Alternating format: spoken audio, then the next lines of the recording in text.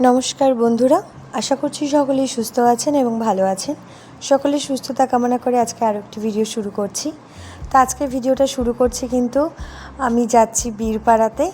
তো যাওয়ার সময় থেকেই ভিডিওটা শুরু করছি। আর এখানে দেখুন, সিম্বা আমরা কোথাও গেলে এরকম করতে থাকে না, আসার সময় ভীষণ মনটা খারাপ হয়।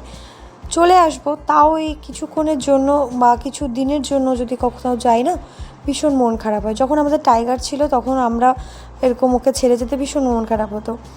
তো এদিকে মাকে আমি এদিকে করে দিলাম টাটা, কারণ এত কুকুর না আমাদের এই সাইডে। তাই মাকে বললাম তুমি চলে যাও, পরে তুমি সামলাতে পারবে না, সব কুকুরগুলো একদম ওর দিকে না একদম পুরো অ্যাটাক করতে চায়। তো আমি বললাম তুমি চলে যাও। তো দেখুন কিভাবে তাকিয়ে আছে, এ যেন এক ভীষণ বাজে এক মায়া, খুব কষ্ট হয় ছেড়ে আসতে। তো এদিকে আমরা বেরিয়ে গেলাম ঠাকুরের নাম নিয়ে। তো এবার কিন্তু আমাদের সাথে যাচ্ছে আমার ঠাম্মিকে বললাম তুমি তো কোথাও যাও না, তোমার তো সেরকম কোথাও যাওয়া হয় না, তো চলো তোমাকে ঘুরিয়ে নিয়ে আসি, দুদিনের জন্য বাড়ি যাচ্ছি, তুমিও আমার সাথে চলো, তোমার মনটাও ভালো হবে আর ঘুরেও আসা হবে। তো এখানে আজকে ভীষণ গরম ছিল, কারণ সকালে হয়েছিল বৃষ্টি। আর দেখবেন একটা জিনিস, যে সকালে বৃষ্টির পর না, মানে যখনই বৃষ্টি হোক তারপর যে রোদ ওঠে না, সেটা একটা ভীষণ রোদের তাপ থাকে। মানে গাড়িতে বসেছিলাম আর মানে পুরো রোদটাই আমার গায়ে আসছিল, এত গরম লাগছিল, আর রোদের তাপ ছিল প্রচুর। তো এখানে দেখুন পুজো হচ্ছে। কালকে তো আমি আসতে পারিনি গণেশ চতুর্থীর পুজোতে, ওই যে আমি আগের ভিডিওতে বললাম যে আমার আসা হয় না কোনো বাড়ি। তো এখানে বাইরে থেকেই প্রণাম করে নিলাম ঠাকুরকে, আর এদিকে দেখাও হয়ে গেল। তো এইবার আমরা কিন্তু হাই রোড মানে ন্যাশনাল হাইওয়ে দিয়ে যাচ্ছি না, আমরা তো আসলে NH-31 দিয়েই সবসময় যাতায়াত করি। তো এবার আমরা ফালাকাটা হয়ে যাচ্ছি। তো সেক্ষেত্রে আমাদের মানে একটু জার্নিটা, যেহেতু এটা ছোট রাস্তা, আমরা তো সবসময় ওরকম হাই রোড দিয়ে যাই, সেই জন্য মানে একটু অন্যরকমই লাগছিলো জার্নিটা। আর এটা দেখুন আমাদের তপসিকাতা পাওয়ার গ্রিড, মানে অনেক বড় এরিয়া নিয়ে এটা হয়েছে। তো যেটা বলছিলাম যে এইবার যেহেতু মানে ন্যাশনাল হাইওয়ে দিয়ে যাওয়া হয়নি, তো সেক্ষেত্রে জার্নিটা বেশি মনে হচ্ছিলো। যদিও হাই রোড দিয়ে গেলে হচ্ছে 65 কিলোমিটার আলিপুরদুয়ার টু বীরপাড়া, কিন্তু ফালাকাটা হয়ে গেলে 50 কিলোমিটার, কিন্তু তাও যেন মনে হচ্ছিলো যে অনেক বিশাল অনেকক্ষণের রাস্তা। আর এছাড়াও ফালাকাটার রাস্তাটা একটু খারাপ। তো এদিকে কিন্তু ফালাকাটা আমরা অলরেডি পার করে ফেলেছি। তো এখানে নেমেছিলাম আমরা চা খেতে, মানে ফালাকাটা পার করে ঠিক জটেশ্বরের আগে, মানে যারা এখানে লোকাল, আমাদের এখানে বীরপাড়ার এখানে কাছে একটা চায়ের দোকানে, মানে এখানে চাও পাওয়া যায়, প্লাস একটু রেস্টুরেন্ট টাইপের, রুটি তড়কা বিরিয়ানি অনেক কিছুই পাওয়া যায়। আমার এর আগে আসা হয়নি, তো আজকে ফার্স্ট ঢুকলাম। যাতায়াত পথে আমি দেখেছিলাম যখন বীরপাড়া থেকে ফালাকাটা গেছি কোনো কারণে, তো সেখানে দেখেছিলাম কিন্তু আসা হয়নি, তো ফার্স্ট আসলাম।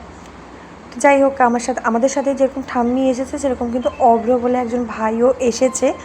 তো ওর বাড়ি হচ্ছে ফালাকাটা পার করে জটেশ্বরে। তো ওকেও আমরা বললাম যে তাহলে একসাথেই যাই, আমরা যখন তো ওই রুট দিয়েই যাচ্ছি, তো তোকেও নামিয়ে দেবো।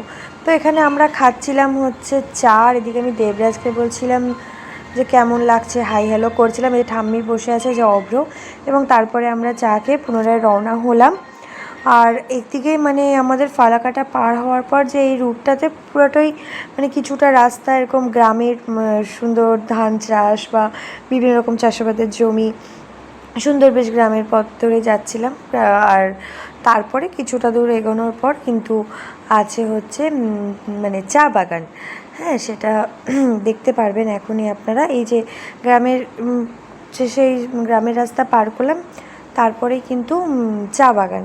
হ্যাঁ, এটা হচ্ছে তাসাটি চা বাগান, এবং তারপরে দলগাঁও চা বাগান, দলগাঁও বীরপাড়া যে আমরা বলি, যে আমাদের যেখানে বাড়ি, তো সেইখানে চা বাগান হচ্ছে দলগাঁও চা বাগান। এটা হচ্ছে তাসাটি চা বাগান।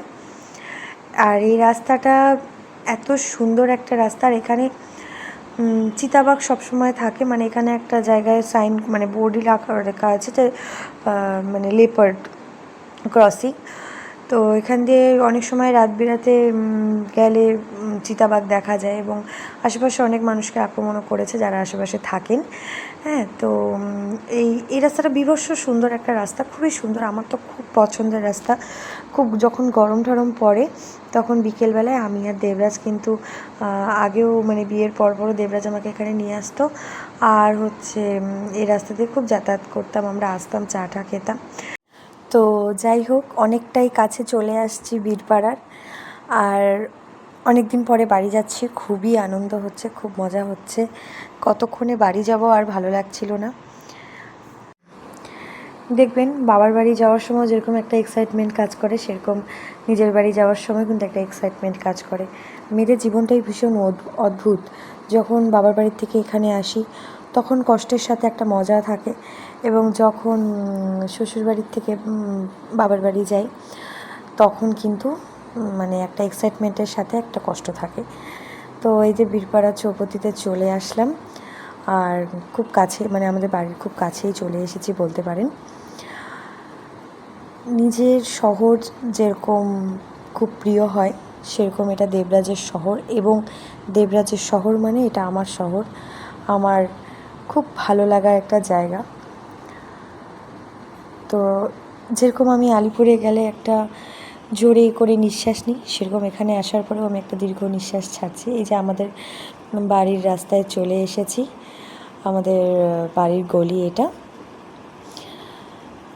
তো এখানে বাচ্চারা সবাই খেলাধুলো করছে, আর আমাদের বাড়ি। তো এদিকে কিন্তু আমরা বাড়িতে চলে আসলাম, আর আজকের ভিডিওটা এতটুকুই থাকছে। দেখা হচ্ছে নেক্সট একটি ভিডিওতে। সবাই সুস্থ থাকবেন।